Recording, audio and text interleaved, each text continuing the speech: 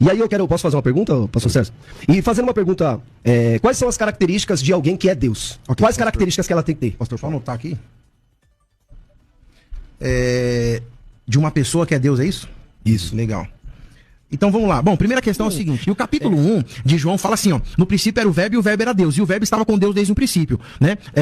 E esse texto, justamente João capítulo 1, versículo 1, mostra que Jesus é Deus. De novo, versículo 2. Ele estava com Deus no princípio. Todas as coisas foram feitas por ele. Sem ele, nada do que existe teria sido feito. Quando você pega João capítulo 1, versículo 1 em grego, a preposição aqui, en, né, que trabalha no hebraico como beit, que é a preposição bereshit no começo, dentro de, o senhor que gosta de trabalhar a questão da cultura judaica sabe que a Septuaginta vai trabalhar a primeira versão grega do texto hebraico. Quando ele trabalha narquê, essa expressão é de bereshit, que vem de rosh, que é cabeça. A partir do princípio de que nada existia, só o eterno, segundo a teologia que o senhor defende, essa preposição que diz no princípio, en, indica começo ali, o ponto zero ou marco zero. Não dá para tirar Jesus daqui. O primeiro princípio, já respondendo a pergunta do senhor, quais as características de Deus? Primeiro, eternidade. Dentro de João capítulo 1, versículo 1, Jesus é eterno porque não dá para tirar ele daqui, da cabeça. Quando que ele entrou na cabeça de Deus? Ou quando ele passou a existir no universo? E o texto continua. Nele estava a vida. Atos capítulo 3, versículo 15, diz que ele é o autor da vida. De novo, se ele é o autor da vida, quando surgiu vida fora de Jesus? Mantém de novo outra pergunta característica de Deus. Tem vida e sim.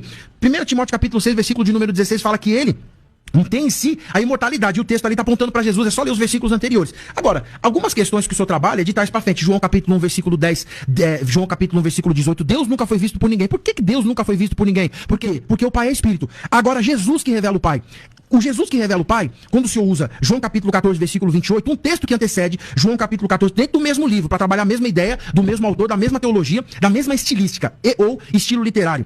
João capítulo 10, versículo 30, fala que eu e o Pai somos um. Então, peraí, se Jesus é menor, é inferior, esse um no texto denota qualidade, porque é um adjetivo. Então significa que as mesmas qualidades de Deus que Jesus tem, o Pai também tem que ter. Quando o senhor rebaixa dizendo em João capítulo 14, versículo 28, que Jesus é um Deus menor, ou seja, é menor, você coloca automaticamente o Pai menor também. Eu encerro dizendo o seguinte, o texto também trabalha, de João capítulo 14, versículo 28, trabalha com adjetivo, meison ou mison, que é justamente essa ideia do estado. Aí eu pergunto pro senhor o seguinte, qual a diferença na língua portuguesa do ser e do estar?